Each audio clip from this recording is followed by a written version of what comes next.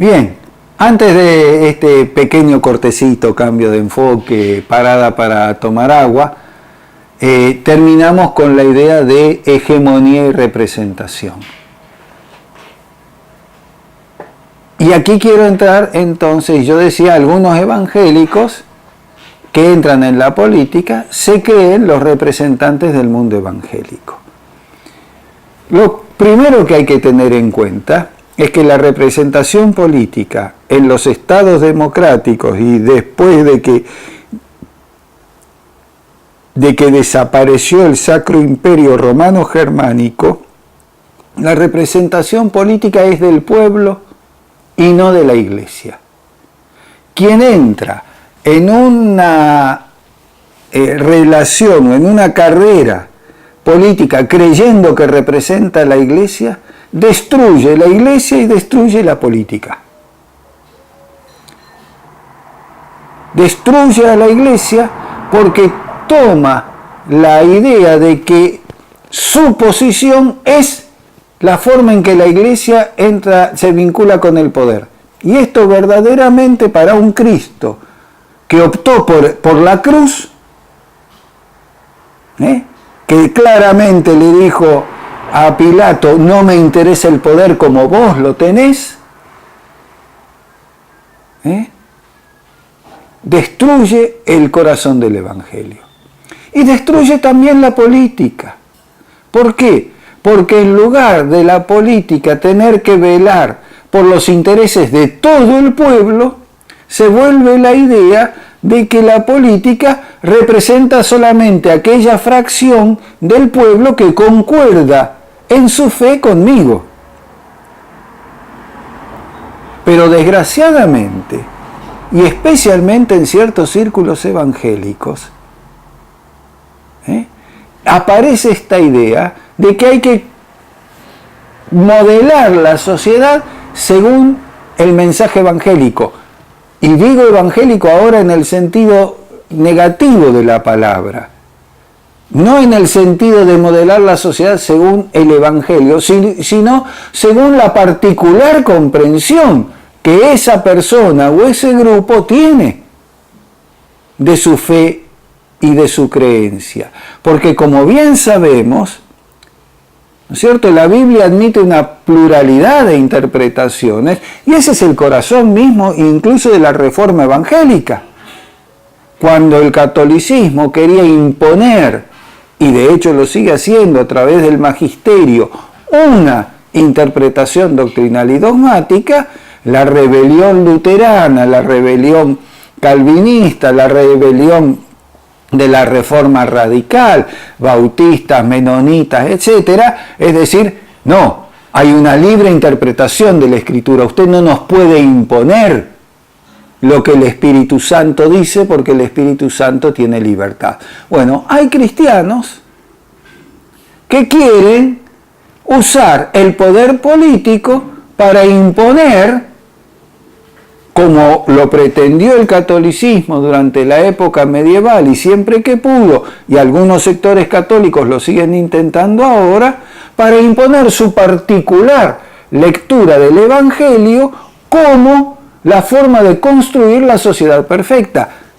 No lo invento, lo escuché directamente en discursos de supuestos representantes evangélicos en cámaras de diputados o en congresos donde decían, si nosotros aplicáramos la ley del Antiguo Testamento, la ley de...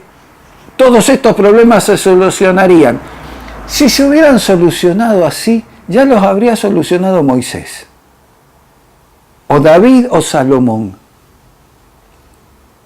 No ese es el camino.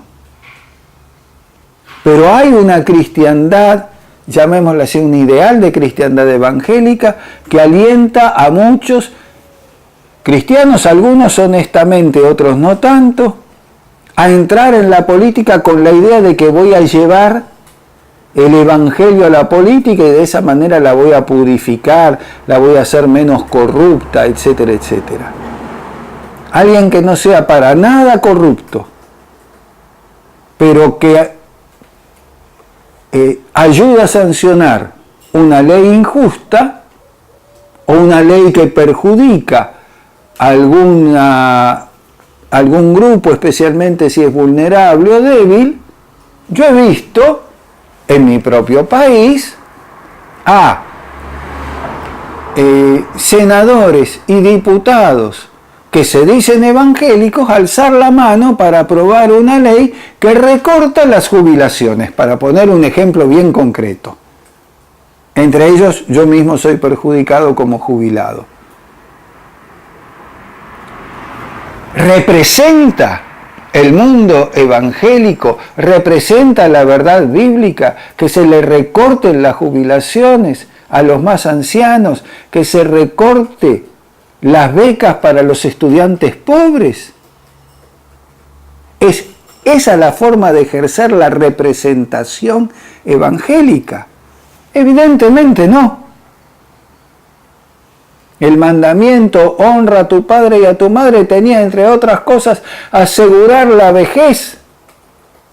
No es solamente un mandamiento de autoridad del padre, es también un mandamiento de honrar en el sentido de mantener a los ancianos cuando ellos no tienen la capacidad laboral de mantenerse a sí mismos. Están quebrando el mandamiento al disminuir los recursos que se asignan a las pensiones para las personas discapacitadas, para los jubilados o para otros que están en situación de vulnerabilidad. Y son evangélicos que han levantado la mano. ¿Me representan? ¿Representan a la iglesia? ¿Representan al mensaje de la Biblia? Claramente no. Por lo menos en mi concepto, claramente no. ¿De dónde viene esto? Esto viene de una concepción del poder que, para ser históricos, nace fundamentalmente en la supuesta mayoría evangélica norteamericana, defensora del capitalismo y del imperio norteamericano. Yo decía, ¿se acuerdan? Sobre el final del párrafo anterior al principio de este, cuando el poder económico, político, ideológico y militar se unen, tenemos una situación de autoritarismo y de imperio. Por eso me atrevo, y no como expresión de un prejuicio, a hablar del imperio norteamericano. Si miramos al mundo de hoy, Norteamérica es la que tiene la capacidad de imponer su economía. Ahora con poco China le está haciendo de contrapeso, su política en las Naciones Unidas, su ideología, el libre mercado, y a quien no le guste, le tira las bombas. El núcleo político no responde al Evangelio, responde a un contexto. Y muchos evangélicos en América Latina, como nuestras iglesias vienen de misiones norteamericanas, suponen que eso es el Evangelio. Y han creado en el ámbito de lo político la idea de que para ser evangélico hay que sostener estas ideas. ¿Cuándo? Y no me voy a extender sobre eso, quien tenga interés puede ver 2 libros interesantes al respecto. El libro de George Riga, La religión del mercado, o el libro que yo escribí juntamente con George Riger y Jung Mo-Sung, Más allá del espíritu imperial, donde explicamos claramente estas cosas con más detalle, con fuentes, con todos los elementos probatorios, con las cifras incluso para lo económico que hacen falta. Se ha construido una utopía evangélica, cuando nuestra única utopía es el reino de Dios. Y el reino de Dios no lo construye el poder político.